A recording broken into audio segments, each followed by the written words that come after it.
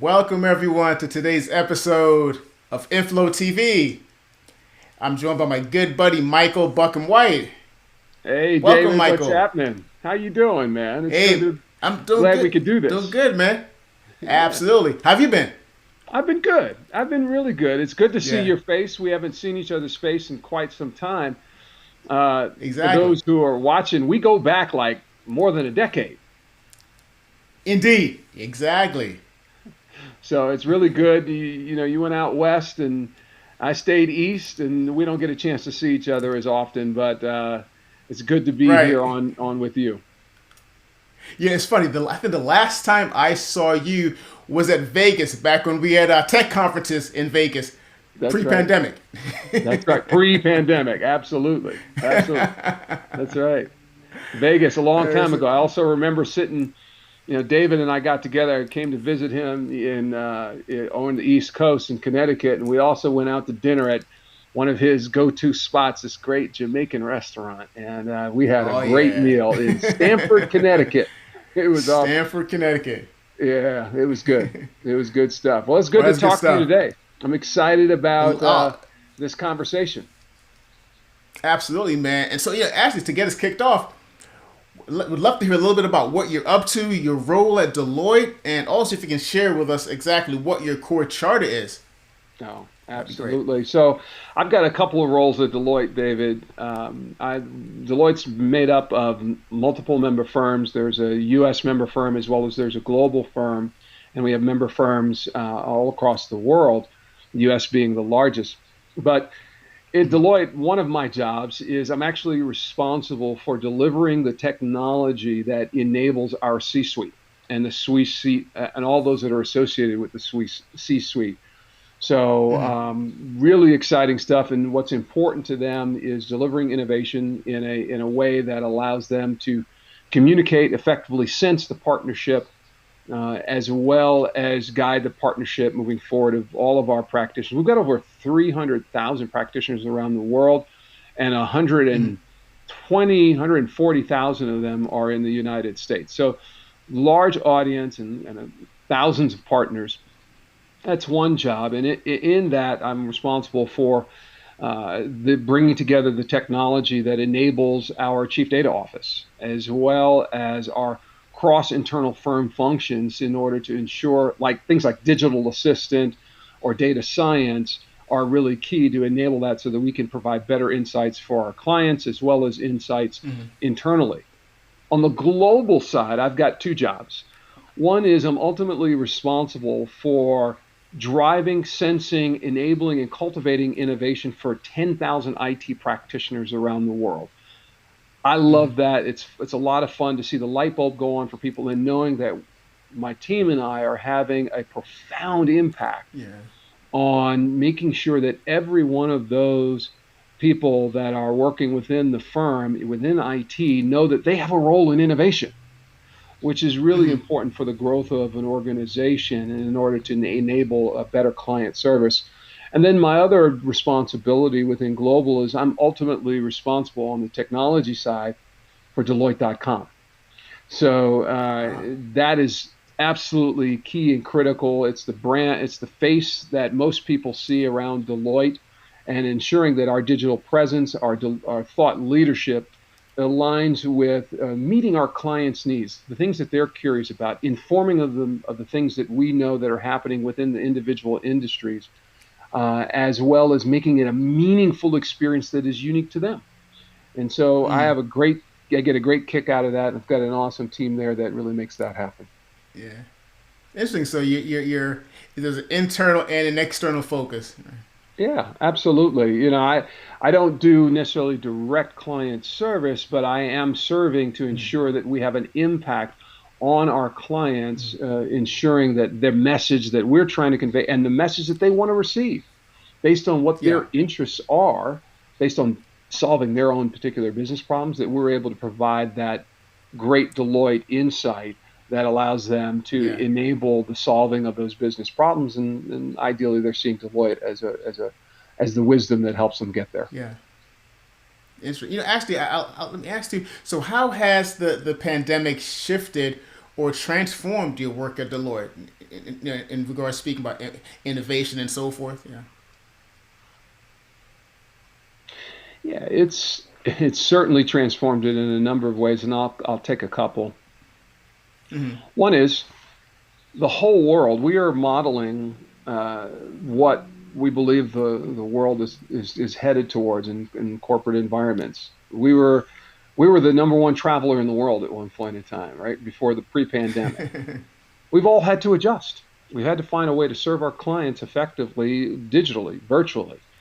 And so one of the things that was very exciting for me is leading some of the efforts to uncover the opportunities on various technology platforms that would allow us and enable us to have an interaction with our clients in a meaningful way, knowing that we could not be around each other physically.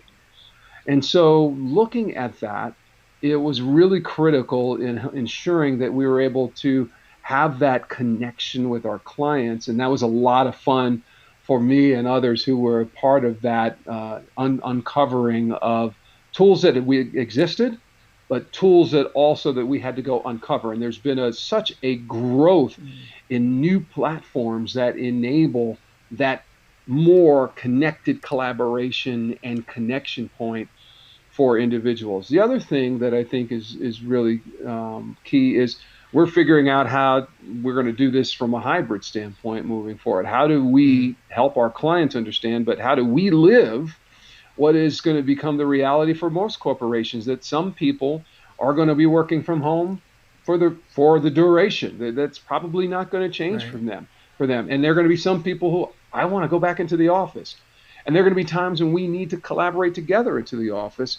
And while they're great collaboration tools, sometimes there's a need for that face to face.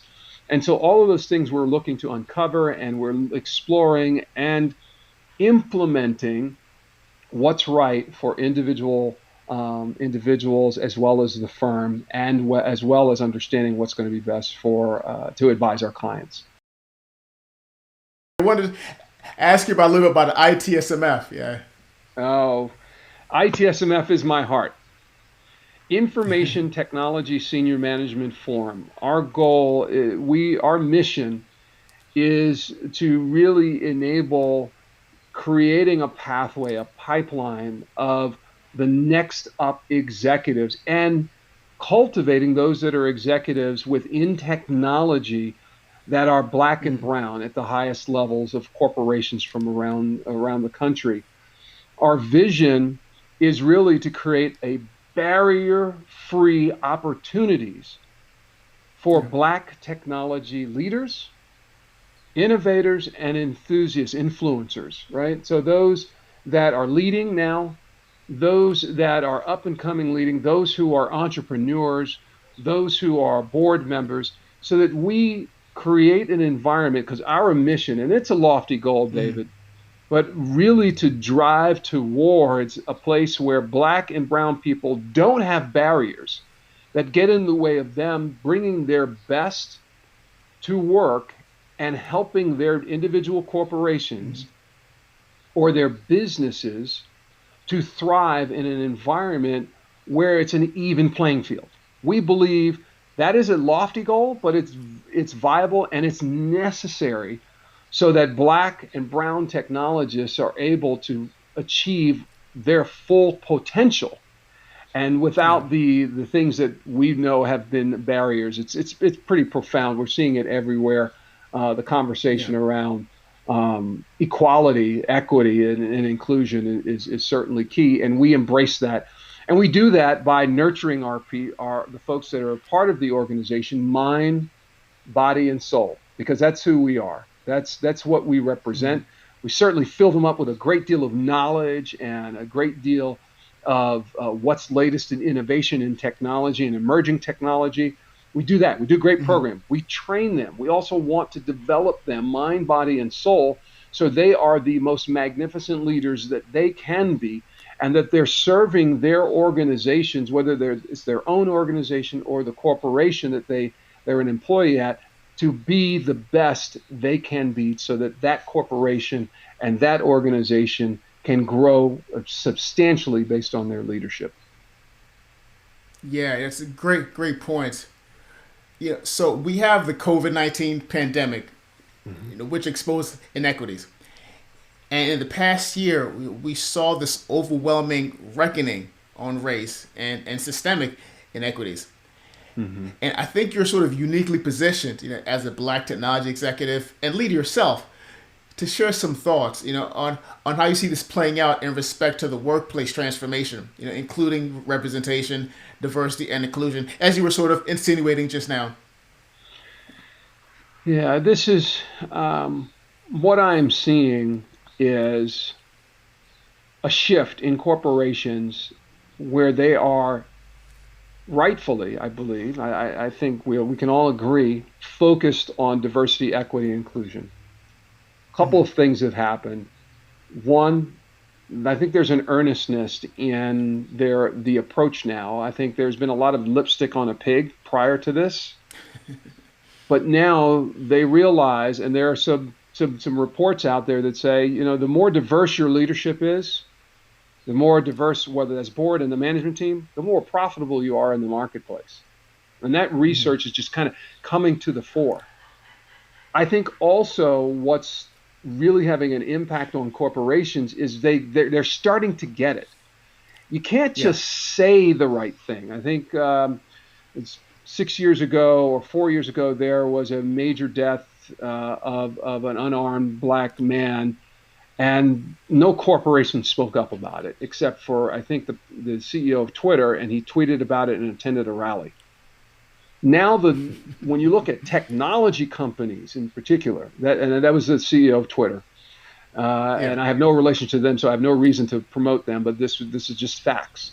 Now you're Yeah. looking at the top technology corporations that are now saying we've got to speak out Mm-hmm. because the people that we serve, our customers or clients, and our people are demanding that we do so.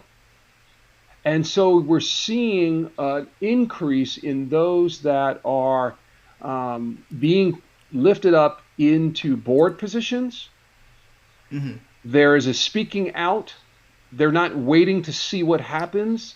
They are saying that inequity and injustice on any level is not acceptable. And oh, by the way, now we're going to start holding our leaders accountable and management teams accountable Yeah. by impacting their compensation with the DE&I efforts of the organization. So we're not going to Mm. just say that we're doing it. And Deloitte's, really all corporations recognize that there needs to be change. Deloitte is taking major steps, and one of the things that's out there right now is a transparency report. And what you're Mm-hmm. finding is there are lots of other corporations that are providing a transparency report on what their numbers look like as it pertains to representation of of of other communities that haven't been represented effectively in the past. So that Yeah. compensation is a differentiator, and particularly that the technology companies are stepping up in a big way, recognizing, particularly on Mm-hmm. the West Coast, that the diversity is when it comes to black and brown people is just not there. It's just not there. Yeah. So they're seeing what we're seeing is a reinforcement of principles that have always been there, but now more teeth are being put behind it. They're putting their megaphone on display, and the language that they're Mm-hmm. using is different than it has been in the past, as well as tying it to who they're bringing into their boardrooms to help them set the vision for the corporation Yeah. moving forward, as well as the establishment of a lot more DE&I people reporting directly to the CEO and tying compensation to tying compensation to their to metrics Yeah. around DE&I. That's And that's transformational. That's Yeah, transformational. and that's the key. Yeah, and that's the key, right? And you're right. That's transformational because we see a lot of lip service, right? Especially in the wake of George Floyd and the whole hoorah around inequities and injustice, and how do we sort of translate equity within our corporate boundaries and our organizations and our people and multiculturalism and so forth. and we saw a lot of BLM statements, Yes. and Yes, we all they did. were statements, right? Yes. And Yes. so to your point, it's like, how do you get those statements matched up against real metrics and accountability? Tangible results. Yep. Yep. Absolutely. Absolutely. That's key. That's the only way you're going to fully transform. And quite frankly, it's a business imperative. And I think management teams are now seeing that. And I know that Deloitte's management team within the U.S. firm is seeing that. And I've had a conversation with our CEO, and I can't Yeah. tell you, Joe Yukazoglu is passionate about DE&I, and I won't speak for him because there's plenty out there that you can gather. Yeah. But I know that he is paying very close attention to this, and I am encouraged by what organizations like Deloitte are doing to make an impact on this social change that is absolutely Yeah. necessary and long coming. I think there's another Long overdue. component to it too, David, is no matter what management does within the technology space, no matter what statements they make, it's time for those, I believe, Black executives and Black Yeah. leaders within corporations to step up. My wife, Tia Buckham-White, says this all the time. Black executives, Black and brown executives have a responsibility. Yeah. I didn't get to my position alone. I had a lot of help and a lot of support along the way from Black folks and non-Black folks who have been my ally and are allied with my career and with Black and brown people at various points in time in my career. I have a responsibility. I cannot wait for my corporation to figure it out. That's important and that's Yeah. critical and that is absolutely necessary. But I, as a Black executive, have to do my part to no longer be complicit in my silence. I have to speak up. But not only do I have to speak up, I have to reach back and or down and or across and help others who are trying to achieve and deserve the opportunity to have barrier-free opportunities that look like me. Absolutely. Because when it comes out of my mouth and I take a personal interest in an individual, it can shape their lives and their career in a different way that will help them ideally escalate and accelerate their path forward, which I think is absolutely key. ITsmf, that's what we're about. And we've been doing that for 25 years. It's the responsibility has to be encouraged, and Black leaders also have to take ownership to ensure that the next generation doesn't have to fight as hard and can be recognized for the talents and capabilities that they have. And we, as leaders within technology, have to be able to help them skip some rungs on the ladder because they're more aware, they're more conscious, and we're being honest, candid with them and helping them along the way. That's awesome. So, where do we go from here, Michael? And Mm. from a future of work perspective.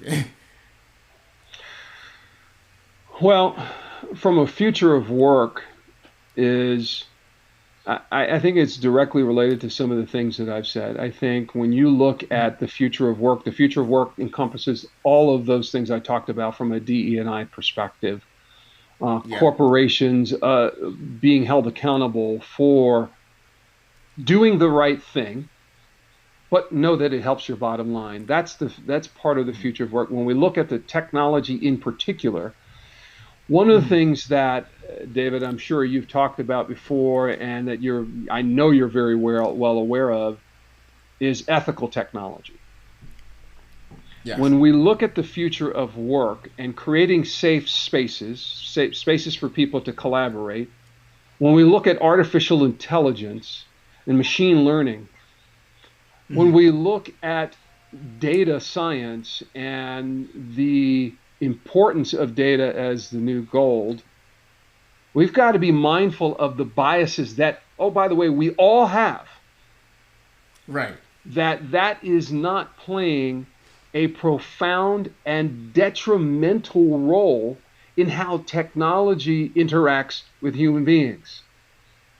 so that in the future of work, we are able to leverage and deploy technology, create Mhm. technology that, and the people that are building that technology for whatever the future of work is, whether that's collaboration or interaction with applications, that we are applying an ethical standard so that we are Yeah. rooting out or at least challenging ourselves as technologists on the bias that has and can be even more detrimental moving forward. Because since we've advanced so much, it goes beyond just deploying an application or standing up infrastructure or protecting Yeah. our organizations from cyber attack and ransomware.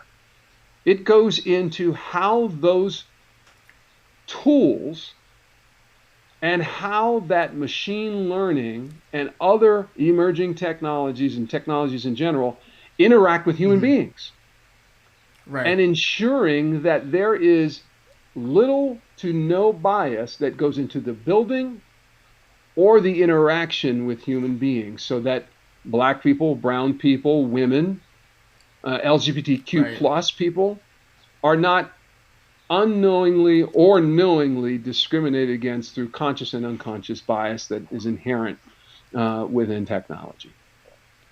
Absolutely. I mean, hallelujah and amen. Right. Because we're in a circle or in circles that it's only us. We're at conferences where it's only us. Yeah. We're going for opportunities. Where there's no one else that looks like us, and there is somewhat of a systemic bias. That whether conscious or unconscious, and a lot of it is unconscious, impacts us, Yes. and we know about it. But sometimes it's hard to even share and explain to someone what that is, because some of it is so intangible in a Yeah. sense. It's hard to really describe it to others. Yeah. We're seeing a great deal of pickup, and we're focused on it at Deloitte. We focus on it and we talk about it. In fact, I was just a part of a panel that ITsmf partnered with BNY Mellon on around ethical tech. Mm-hmm. And corporations, part of the learning and part of what is important is really having the conversation so Yeah, that individuals will be more conscious that ethical tech is a thing and you got to pay attention to it. And oh, by the way, absolutely. here's some ways you can do that. We're certainly doing that at Deloitte. And I mentioned BNY Mellon. I know a lot of other corporations are doing it. So the idea is that you're having the conversation, but then you're also taking it a step further and you're Mm-hmm. building training in Yeah.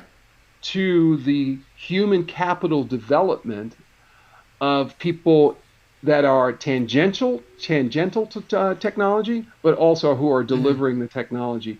Because we're not going to erase bias overnight and unconscious bias Right. overnight. And quite frankly, we all have our own unconscious bias, and that'll be there. It's about what you Yeah. do about it and the tools and the framework you put around your people, Yeah. your organizations, to be more conscious of it and ask the right questions and encourage a diversity of thought around the table so that Indeed. you can challenge each other in a very constructive way, and that you're also training people to look out for certain things that are can reveal bias.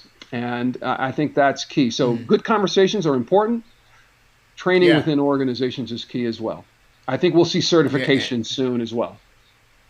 Interesting too. And one of the big things, even just in the whole area of AI and machine learning, has been just data. Mhm. Bad data in, gets bad data results out in terms of the outcome. And so I think we have to be honest in terms of the accountability on the data aggregation and cleansing as well. Yeah, I completely agree. And um, I said at the top of this dialogue that data is the new gold. It's probably the new gold, diamond, Yeah. platinum, titanium, the whole nine yards, like fuel was many Currency. years ago. Yeah, Yeah, decades yeah. ago, fuel was fuel was what was the real gold. And I think that's absolutely critical as we look at data, because that data Yeah. informs the decision making of Mm-hmm. applications. And with machine learning, who's checking the machines? Right, right. right? And if the data is corrupt or data is biased or the data lends to bias, and the machines that we're creating are leveraging that data without checks and balances, then you can see the nightmare scenario coming down the line, because it's not just about black and brown people or LGBTQ or women that where there Hmm. might be bias, but bias towards human beings, which is the nightmare scenario that everybody movies fantasize about. And I don't know if we'll get there, but it certainly Yeah. is there. It doesn't get there overnight. There's a progression. There's a Exactly. progression. And to your point, it's implicit and it's unconscious. And so how do we sort of, battle that and be honest with ourselves and transparent about it? Yeah. Yeah, yeah. I think we having like we've got to be able to encourage as leaders, David. You and I and others have to Hmm. encourage folks to challenge the status quo. Yes. And that is one of the ways, and I think, some of the key ways that we will create an environment where ethical tech and ethical tech principles are not something that we talk about 10 years from now. Yeah. It's inherent in everything that we do. And then we as leaders have to create the safe space Hmm. for a proper dialogue. I've got a lot of experience. I've got over, goodness, man, I don't want to date myself, but I got a lot of experience in technology. I come from a Yeah. marketing communications background, and I found the internet years ago, and somebody handed me a book, said, go figure it out. So I've been a hybrid. And so I'm Yeah. always thinking about the human experience. I'm always thinking about the how the customer experiences or the client experiences Hmm. in interfacing with digital platforms. Right. But as a leader, I have to create a safe environment to Yeah. have the right collaborative, open dialogue that allows us to root out that as much bias and unconscious Hmm. bias as we can. And it starts with, you know, open dialogue on a team that feels that they can speak up and Yeah. speak out and challenge status quo. And that's the key. The word experience, because I think that human experience, the people experience, and then how you then sort of translate that over, whether it's the employee experience or the customer experience, is that experience piece, that's going to require that cultural change, that transformation to really, lift up people in whatever the venue, whether it's the customer facing or internal employees, with engagement. And those two go hand in hand. Yeah, I agree 100%. And that's also where a lot of traditional technologists or IT people struggle, Yeah. because they come from an engineering or just pure technology background. They don't, some people, and Hmm. it's historical that they've struggled on that human interaction side. And Yeah. Yeah. I think there's some retooling that has to take place so that there is a greater focus on experience. I think the most successful organizations are doing that and or moving Yeah. towards that, but I think there's a lot more that has to happen. Yeah. And to me, I think the most successful organizations, as you mentioned, I think are those that create the environment or Mm, give you the space or the infrastructure so that you can begin to create or manage your own experiences. Whether you're or an employee or a customer or just a partner within the overall ecosystem. It's yes, how are you creating an environment that people can manage their own experiences. Yeah. completely agree. Completely agree. Michael, this has been a great conversation. Thank you so much for joining me. This is fun, man. We can go on forever We can. here. We can. I appreciate the opportunity. I love the dialogue. I love what you're doing on this platform.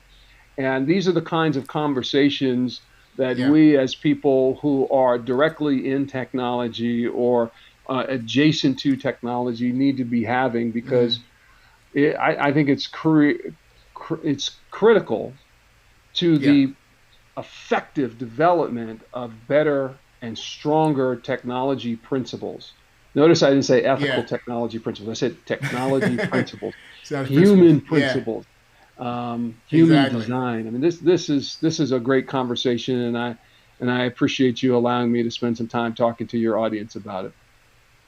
Awesome, man. This is live TV. We had a couple audio glitches, but hey, man, this is live, you We'll live know. TV. That's the way it works. That's the way it works. Hopefully, we'll be able to clear that up on the record. I don't know, but Yeah, yeah, I'm yeah, yeah. if you'll have me back, I'll be glad to come back again and No, yeah, engage. yeah, yeah. I would love to probably even go deeper into the ITSFMF. So Yeah, we it's my love to heart. kind of have you talk. Yeah, It's my heart. It's an experience for Black technology and our yeah, allies that is unmatched. absolutely. Can't wait, man. Thanks again, Michael. Thank you, sir. Awesome. And thanks for joining us, everyone. See you next time.